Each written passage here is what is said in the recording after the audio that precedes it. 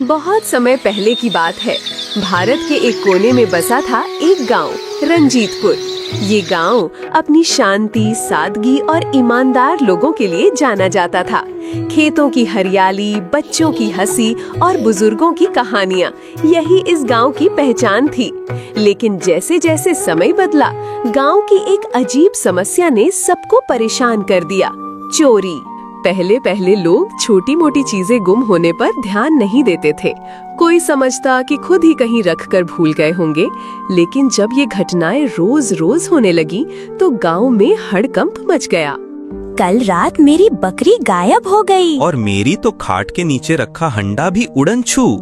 अब मामला सिर के ऊपर जा पहुंचा था। ईमानदार गांव अब डर के साये में जीने लगा था। गांव के सरपंच, बुजुर्ग और बुद्धिमान हर समस्या का हल जानते थे। उन्होंने गांव की चौपाल में पंचायत बुलाई। भाइयों और बहनों, अब ये सहन नहीं होगा। हमारे गांव में कोई एक नहीं, कई चोर सक्रिय हैं। हमें एकजुट होकर इसका समाधान निकालना होगा। सरपंच की बातों से पता चला कि गांव में दो नाम सबसे चर्चित थे, छोटा चोर राजू और बड़ा चोर बलिया। राजू बचपन से ही शरारती था। वो मुर्गी, मछली, सब्जियां चुराकर हंसता खेलता फिरता। वहीं बलिया शांत स्वभाव का लेकिन बेहद चालाक था। उसकी चोरियां बड़ी और खामोशी से होती थीं। जेवर, नकदी, घड़ियां जो मिले सब ले उड़ता। बलिया क्या खाक चोर है, सिर्फ बड़ा नाम है उसका, असली कला तो मुझ में है। राजू, वो तो सब्जी चुराकर खुश होता है। मैं जब चोरी करता हूँ लोग सालों याद रखते हैं। दोनों एक दूसरे से अनजान लेकिन अंदर ही अंदर प्रतिद्वंदी बन चुके थे। फिर एक दिन राजू ने कुछ ऐसा कर दिया जिससे गांव की हवा ही बदल गई। सुनो सुनो, इस हफ्ते जो सबसे बड़ी चोरी करेगा वही कहलाएगा रंजीतपुर का असली उस्ताद चोर। गांव में ये बात आग की तरह फैल गई। बलिया को जब ये पता चला, अब इस नालायक को दिखाना होगा असली चोर कौन होता है। मैं अब तक चुप था, लेकिन अब नहीं। अब गांव बना मैदान, राजू और बलिया की अदृश्य जंग का।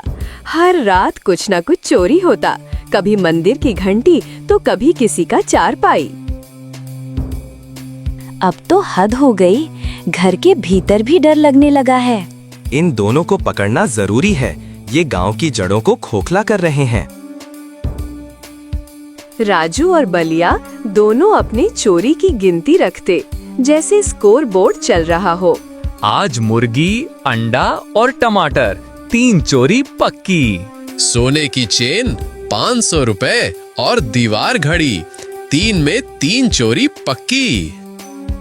अब सरपंच को एक नई युक्ति सूझी। उसने सबको चौपाल में बुलाया।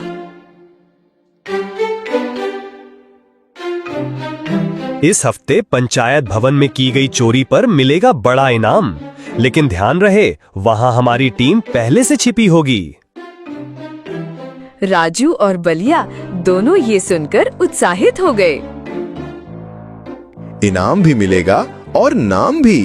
अब की बार जीत पक्की। पंचायत भवन यानी बड़ी चीजें। बस एक आखिरी बार और मैं ही बनूंगा गांव का उस्ताद। रात आई, गांव सोया, लेकिन 2 साए जागे। एक राजू, दूसरा बलिया। दोनों छिपते छिपाते पंचायत भवन पहुँचे।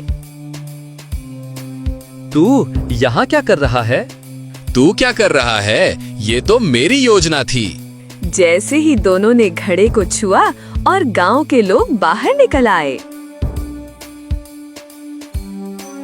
पकड़ो, यही हैं दोनों शातिर चोर। राजू और बलिया अब भाग नहीं सकते थे। दोनों पकड़ लिए गए।